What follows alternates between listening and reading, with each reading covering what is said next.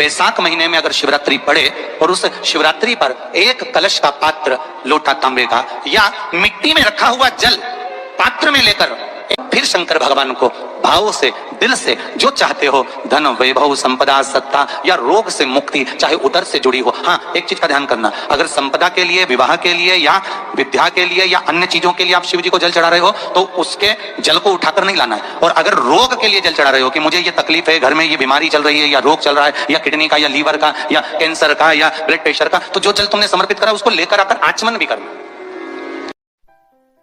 3 तरह का जल शिव को समर्पित होता है और वो तीनों तरह के जल का अलग अलग भाव है महाराज।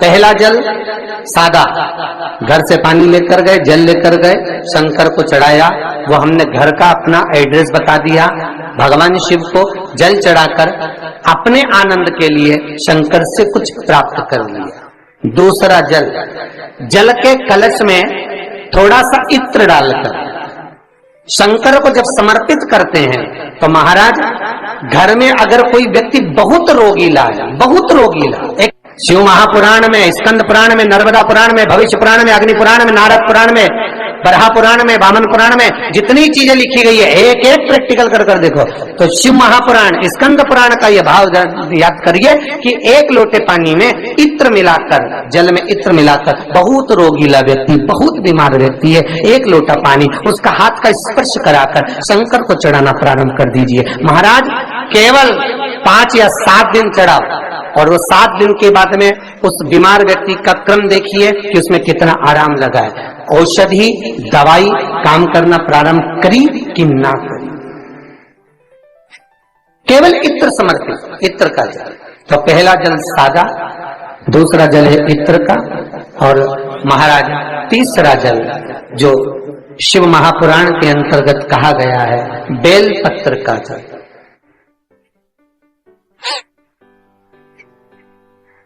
तीसरा जो जल है वो बेलपत्र का जल है। बेलपत्र का जल कैसा?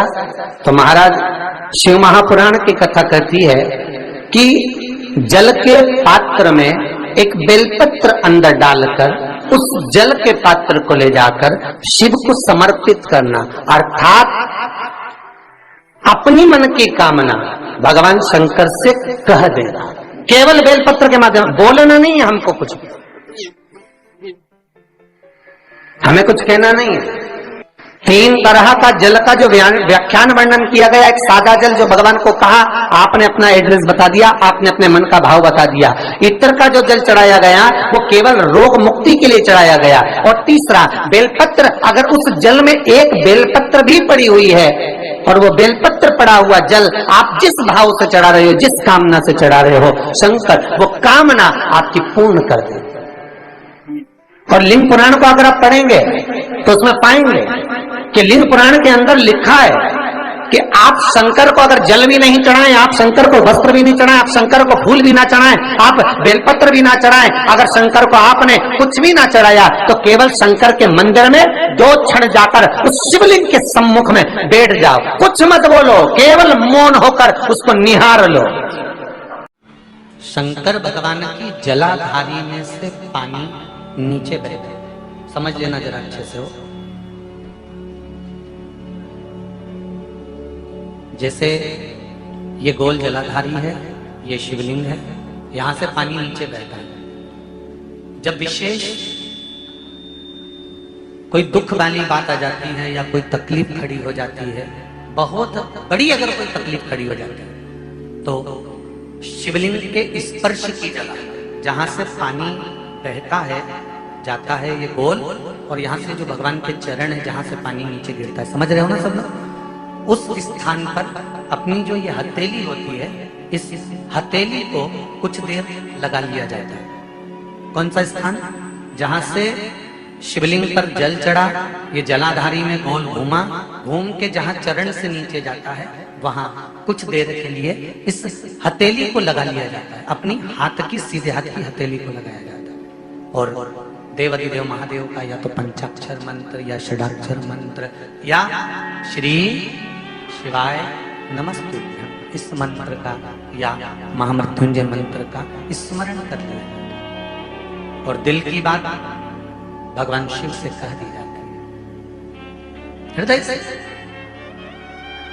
कहकर 2 दिन, ज्यादा से ज्यादा 3 दिन, ज्यादा से ज्यादा 5 दिन, बस 6ठे दिन की जरूरत नहीं पड़ेगी, बाबा रास्ता खोल देगा और कार्य सफल कर देगा। बैसाख महीने में अगर शिवरात्रि पड़े और उस शिवरात्रि पर एक कलश का पात्र लोटा तांबे का या मिट्टी में रखा हुआ जल पात्र में लेकर एक बेलपत्र का छोटा सा भाग उसमें छुआया हुआ, और फिर निवेदन कर रहा हूं, अगर बेलपत्र उस दिन नहीं मिले तो पात्र लेकर चले जाना मंदिर में शंकर जी पे तो बेलपत्र चढ़ी होगी ना, अरे बोलो तो जरा, चढ़ी होगी ना, उसी बेलपत्र को धोकर फिर जल के पात्र में उसको छुआकर फिर शंकर भगवान को भाव से, दिल से जो चाहते हो, धन वैभव संपदा सत्ता या रोग से मुक्ति, चाहे उदर से जुड़ी हो। हाँ, एक चीज का ध्यान करना, अगर संपदा के लिए, विवाह के लिए या विद्या के लिए या अन्य चीजों के लिए आप शिव जी को जल चढ़ा रहे हो तो उसके जल को उठाकर नहीं लाना है। और अगर रोग के लिए जल चढ़ा रहे हो कि मुझे ये तकलीफ है, घर में ये बीमारी चल रही है या रोग चल रहा है या किडनी का या लीवर का या कैंसर का या ब्लड प्रेशर का, तो जो जल तुमने समर्पित करा उसको लेकर आकर आचमन भी करना।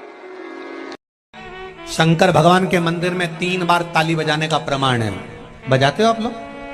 शिव जी के मंदिर में 3 बार ताली बजाने का प्रमाण है, क्यों? लंकाधिपति रावण ने 3 बार ताली बजाई थी तो उसको लंका का राज्य प्राप्त हुआ।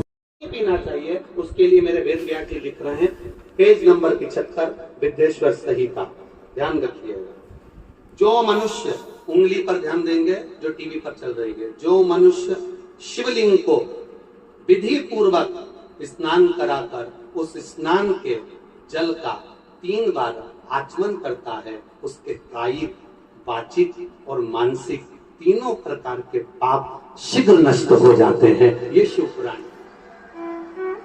अब शिवलिंग पर चढ़ा हुआ नैवेद्य, शंकर भगवान के शिवलिंग पर चढ़ा हुआ प्रसाद खा सकते हैं कि नहीं खा सकते? कोई ये बन जाओगे, कोई कहेगा वो बन जाओगे। अब उसको पढ़िए, पेज नंबर 75, शिव महापुराण, विद्येश्वर संहिता। मेरी उंगली चल रही, वहां पर ध्यान देना। भगवान शिव का नैवेद्य अग्रह है। इस भगवान भावना को मन से निकाल दे कि शिव जी का चढ़ा हुआ प्रसाद नहीं खाया जाता, ये भावना मन से निकाले। शिव के नैवेद्य को देख लेने मात्र से भी सारे पाप दूर हो जाते हैं, खाने की तो बात ही दूसरी। अब क्या लिखा है अगली लाइन, उसको खा लेने पर तो करोड़ों पुण्य अपने भीतर आ जाते हैं। आए हुए शिव नैवेद्य को, जो शंकर का प्रसाद है, शिव जी पे चढ़ा हुआ नैवेद्य है, अगर वो आपके सामने आ जाए उसको सिर झुकाकर प्रसन्नता पूर्वक खा लेना चाहिए। जो शंकर के चढ़े हुए नैवेद्य को ये कह देता है कि थोड़ी देर से खाऊंगा, वो पाप में लिप्त होता चले जाता है। यहां तक उसका वर्णन किया, वो मनुष्य पाप में बंध जाता है। इसलिए शंकर को चढ़ा हुआ नैवेद्य, भगवान का बस केवल नैवेद्य का दर्शन ही हो जाए तो जीव कोटि कोटि पुण्य प्राप्त कर लेता है। वो शिव तत्व मत लेना, शिव जी को देखना मत, शंकर के द्वार मत जाना।